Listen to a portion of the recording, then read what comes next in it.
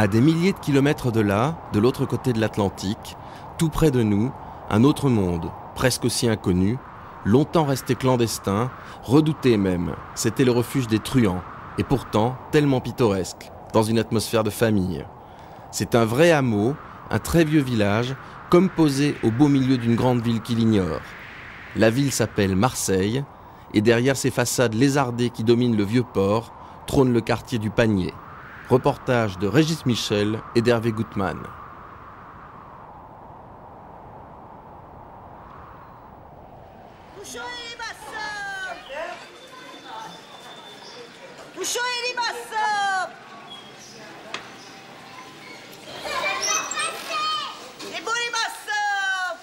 Elle, c'est Gisèle Porcaro.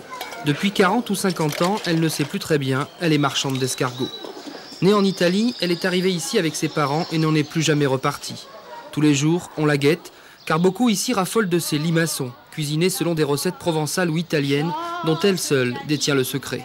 Un frisson passe en moi, tu me prends, tu me fascines. Autre figure, Rosie, alias Rolande Roland. Sur scène à l'Alcazar, elle a chanté avec les plus grands, Fernandel, Lucienne Boyer ou Georges Guettari. Ici, elle était la reine de la nuit. Je t'aime.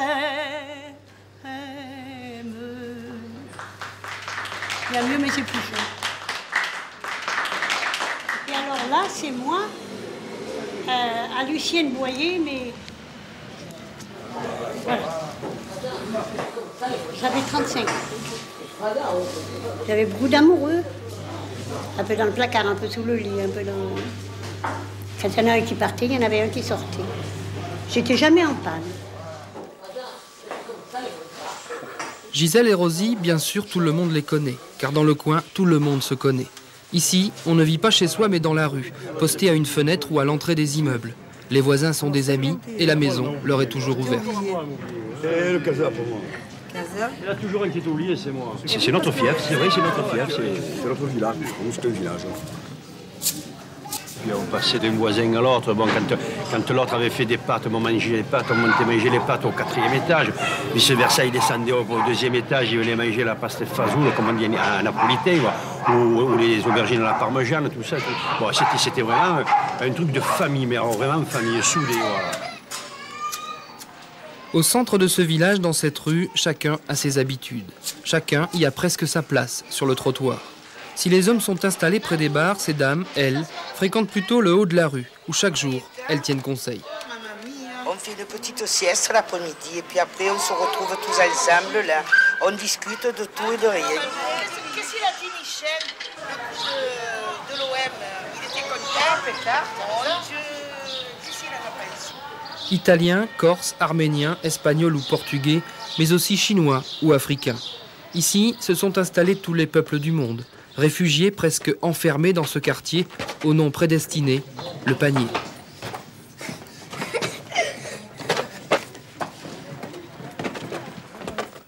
Ceux qui tracèrent ces ruelles et bâtirent les premières maisons étaient eux-mêmes venus de la Grèce, c'était il y a 2700 ans. Cette cité fut appelée Phocée, puis Massalia, car le Panier n'est pas un village ordinaire, il est situé en plein cœur de Marseille.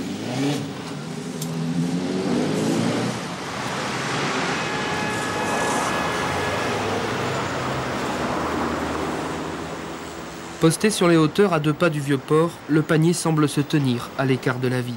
La plupart des Marseillais n'y ont du reste jamais mis les pieds, comme si le Panier faisait seulement partie du paysage entre la Canebière et la Joliette, comme si le Panier n'avait été qu'un décor pour les films de Pagnol, comme si le Panier faisait peur.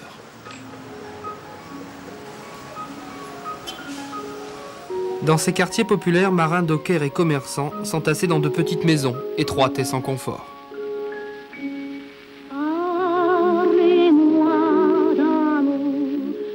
Dans les bars de la rue Bouterie, des jeunes femmes vendaient leurs sourires aux étrangers de passage. Habitants du quartier, pour des raisons d'ordre militaire, les hautes autorités allemandes ont décidé de procéder à votre évacuation. Le 23 janvier 1943, au petit matin, les troupes allemandes ont envahi le quartier avec le soutien de la police française. Occupants et collaborateurs voulaient nettoyer Marseille de la racaille qui, disait-il, pourrissait la ville. Près de 10 000 personnes furent arrêtées Plusieurs centaines d'entre elles finirent dans les camps de la mort. Les autres durent abandonner leur maison, promise à la destruction.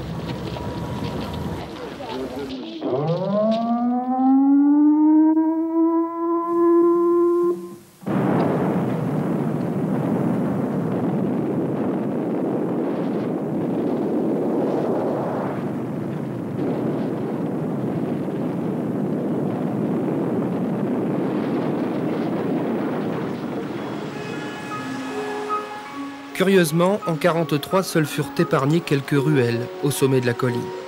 Une légende allait naître alors, celle de cet îlot insalubre, dominant la mer, aux toitures en désordre et aux façades lézardées. Un bout de Corse ou d'Italie, un village de nulle part, oublié des autres, et que ses habitants n'ont jamais voulu quitter. Car derrière ces immeubles bourgeois, le Panier se cache. Véritable forteresse, un escalier dérobé ou un passage obscur en protège l'accès. Grâce à eux, il est vrai, le Panier a toujours été un village, mais il est aussi devenu le repère des petits voyous, bandits ou proxénètes. En haut de ces marches vivait il y a 20 ou 30 ans le gratin de la pègre marseillaise.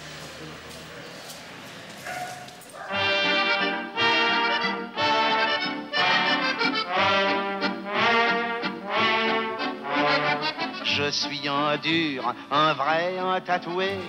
Je fais pas des manières, qu'est-ce qu'on y gagne? Pour les tournants, moi faut pas me les jouer. J'ai risqué le bagne, faut l'avouer. Jusqu'aux années 70, le Panier a vu naître la plupart des grands truands marseillais. Le quartier, disait-on, était dangereux et nul étranger n'y mettait les pieds. Pour en savoir plus, il faut interroger les anciens. C'est étonnant, quand elles parlent de cette époque, les vieilles mamies du quartier ont toujours le sourire. Je suis la doyenne. J'ai 93 ans. Je me suis mariée en 22 et je suis venue habiter au quartier. Donc, je craignais de venir ici. Enfin, après, je me suis bien faite. Je me suis mis à la coule comme tout le monde. À l'époque, c'est quand je suis arrivée là, au quartier, qu'une voisine m'a dit on a arrêté un tel. Il faut faire une collecte. Oh, je dis, ben, pas assez qu'il a tué ou qu'il a volé. Il faut donner. Il faut donner. Mais je dis ça alors. Moi, je ne le fais pas. Alors, elle a dit, madame, si vous ne le faites pas, vous aurez des emmerdes.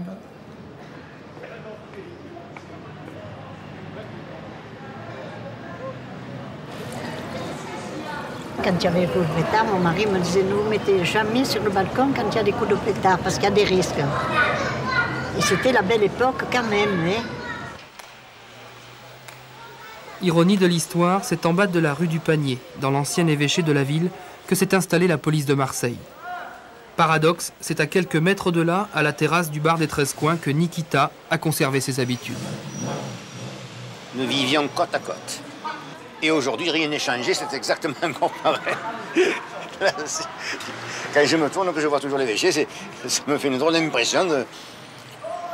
Pourquoi ils n'ont pas fait ce bâtiment plus loin? Nikita, dit le Grec, est un ancien du gang des Blouses Grises et l'un des derniers survivants des truands du Panier. Venturi, Zampa, Guérini, Salvati, tous défrayèrent la chronique, mais tous sont morts en prison ou sous les balles. Autant d'enfants du Panier devenus des caïds parce que, selon Nikita, ils n'avaient pas le choix. J'ai été condamné plusieurs fois, j'ai dû survivre, il fallait qu'à tout prix que je vive, je ne pouvais pas faire différemment à la suite de cette enfance malheureuse. Vous faisiez quoi? Vous voliez? Je volais, il n'y avait que ça à faire, il y avait la guerre, on souffrait de la faim et il fallait affronter cette vie. Vous n'avez jamais tué personne? Jamais. Lorsque quelqu'un était recherché, la police venait encercler, il venait. Moi, personnellement, à la caserne de la Charité, on m'a encerclé 3-4 fois, je leur ai toujours échappé. Nikita n'échappera pas toujours à la police et fera 25 ans de prison. Rangé depuis longtemps, ce vieux monsieur n'a plus aujourd'hui qu'une envie, vivre tranquille dans son quartier. Il en faut pour que je m'emballe, j'ai discuté, car des bataillons d'Afrique, je porte un marque de fabrique, et voilà tout le portrait, dans ta trouée d'endure dans le vrai. Ces truands, c'était des gens comment? Bien. C'était des gens qui étaient corrects, c'était des gens qui n'appréciaient pas l'argent. C'était des gens que si vous y allez, vous disiez j'ai besoin d'argent, pas de problème. C'était des gens qui respectaient les personnes âgées. Oh oui, Il ne fallait pas qu'on fasse du mal aux personnes âgées, parce que là, Dieu garde. Non, non, c'était déjà, à part son métier, c'était des gens qui étaient trop corrects. Il n'y avait pas plus correct qu'eux. Bonne mentalité terrible. C'est toujours entre eux, hein. Ils se faisaient du mal. Seulement, il est arrivé qu'il y a eu un crime ou deux. Vous savez ce que c'est, hein. Malheureusement, ça arrive. On a eu la mauvaise renommée depuis, et depuis, ça continue. Quand on parle du Panier, on parle de la peste. Et c'est le plus beau quartier du monde. Regardez cette place. Elle n'est pas belle, cette place. Et...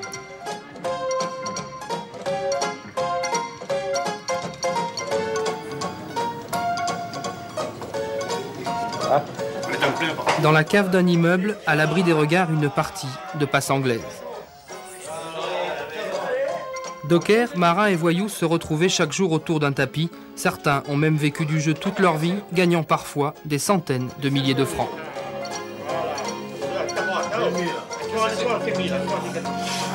Les trois quarts du temps, ils jouaient dans la rue, jamais dans les bars.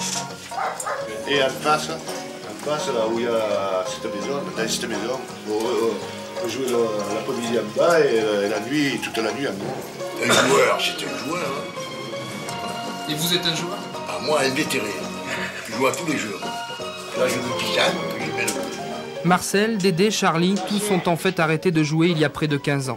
Aujourd'hui, ils se contentent de faire semblant. À la fin de cette partie, chacun reprendra son argent. Car s'ils ont parfois gagné gros, leur passion, le jeu, leur a souvent coûté cher. Je me souviens, les flics passaient, ils nous faisaient mettre les mains comme sales.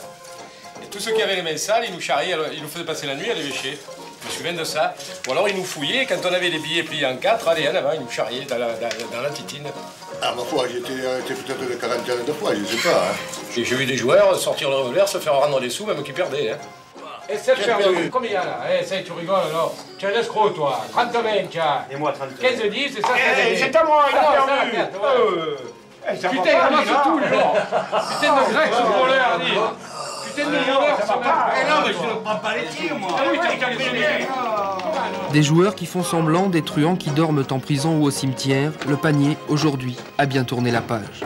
Et si au détour d'une ruelle surgit un bandit armé, semblant chercher la sortie, ce n'est pas que la belle époque, comme disent ses habitants, est revenue, mais tout simplement qu'une équipe de cinéma est en train de tourner, comme si le Panier n'était plus à jamais qu'un décor de film. Voilà, double. Voilà. 14 sur 16. Oui, le leur aussi. C'est la première.